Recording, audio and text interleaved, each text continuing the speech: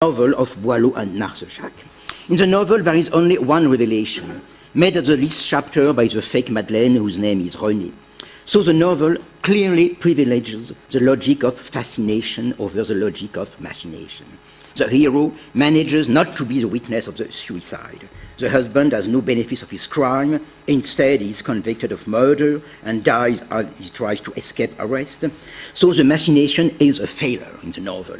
So the only reality that remains is the reality of the passion of the character for the dead woman. And it is this passion that leads him to kill the fake Madeleine in order to make her true and to rejoin her into death. So the novel locates this fascination for death in a very specific context, since the first episode takes place in Paris in 1940, just before the German invasion, and the final episode takes place in the times of the collapse of Nazism at the end of the war. Moreover, the narrative logic of the detective novel actually follows a scenario that 19th century literature has much valued, the scenario of the fascination for the image and for the power of what stands behind the image, namely death, or the will to return to nothingness, to return to the inorganic. D'Entre les Morts belongs to a lineage of detective novels that has incorporated into the traditional plot of unfolding of the truth of appearance another logic, a logic of equivalence of truth and illusion, inherited from late 19th century literature.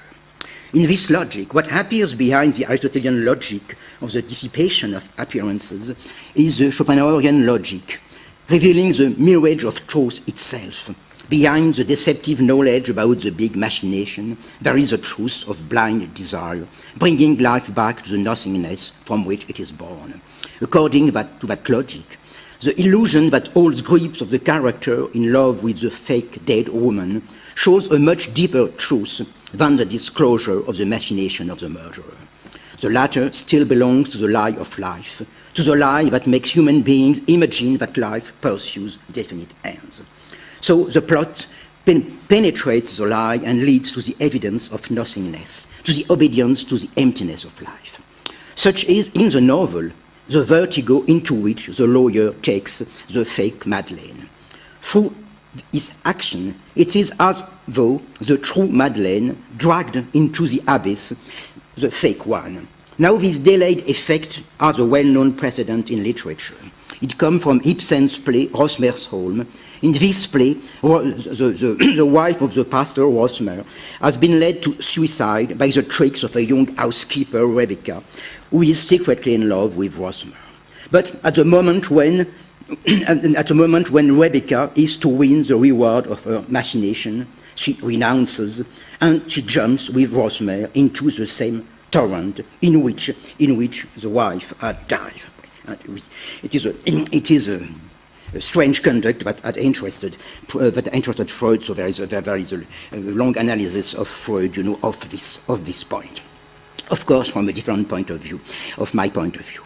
Madeleine's dive into the Seine follows, I think, this Wagnerian dive into the supreme delight of nothingness. The truth about all the machinations of the will amounts to the knowledge of the supreme artifice that pushes it to its self-destruction. A self-destruction which is the real end of all its pathetic machinations. Well, Hitchcock, as a good Hollywoodian filmmaker, refuses this literary nihilism that makes truth and illusion equivalent. So Scotty's vertigo will be cured, both literally and figuratively. He will not kill the fake Madeleine as his model does in the novel. Instead, it is she who will jump from the clock tower at the end.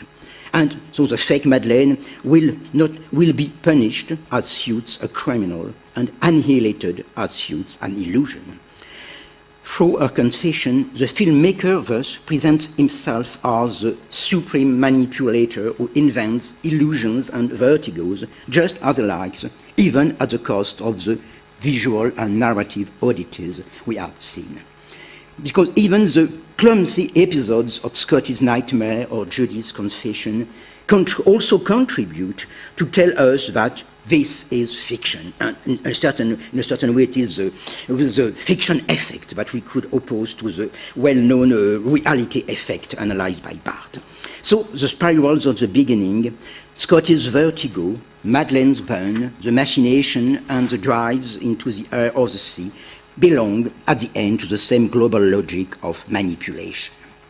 This self-affirmation of the manipulation shows us the complex relationship between power and importance that opposes cinema to literature. Literary power thrives on the very lack of power of words. Since words are mere words, they can always rectify the appearance that they have built. It comes as no surprise that literature often used this power of importance to show the identity between the truth of the story and the lie of life. Cinema is in the opposite situation. It can show all what the words tell.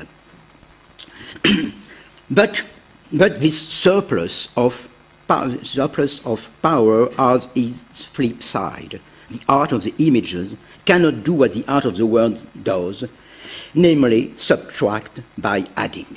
In cinema, the addition remains an addition, and the visual correction of appearances always is a parlous exercise. You can say that an image showed a mere appearance, but you cannot nullify the image with another image.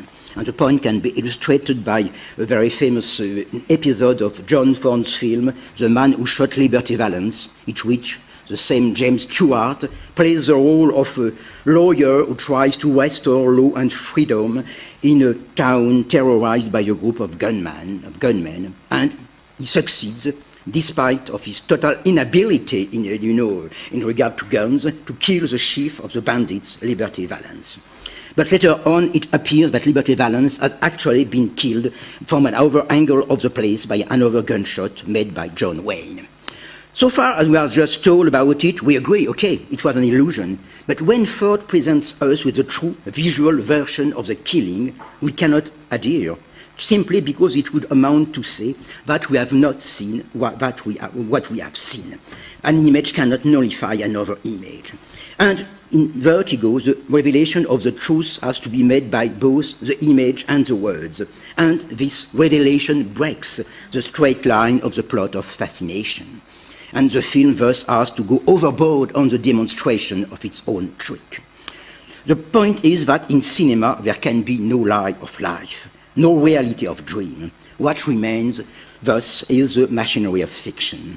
The filmmaker thus appears as the manipulator of the plots of manipulation, as the, let us say, honest magician who puts into play both the pleasure of confusing truth and lie and the pleasure of disentangling them.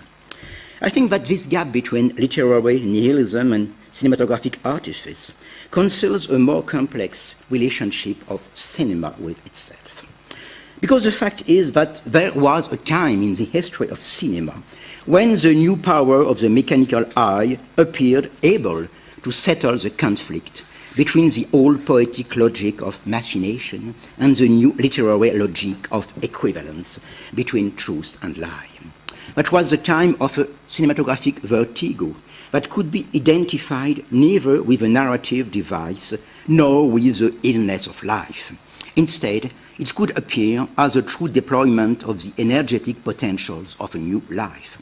When we look at Saul Bass' spirals at the beginning of Hitchcock's film, and when we look at the close-up shot of the eye, which gives way, at the beginning there is a close shot of the eye, which is supposedly the eye of Kim Novak, we know, which gives way to the letters, so the letters Vertigo and Alfred Hitchcock, come out of the eye, in a certain way. And when we look at this artifice, we recall another film marked by the omnipresence of an eye and by the multiplicity of spirals captured by that eye.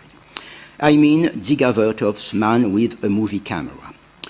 In each Hitchcock's film, we know that there is one shot that makes the figure of the filmmaker appear as a signature of the film. But in Man with a Movie Camera, it's at every moment that we see the camera and the cameraman himself. sometimes as a giant on the top of a building, sometimes as a dwarf in a pint of beer. At first sight,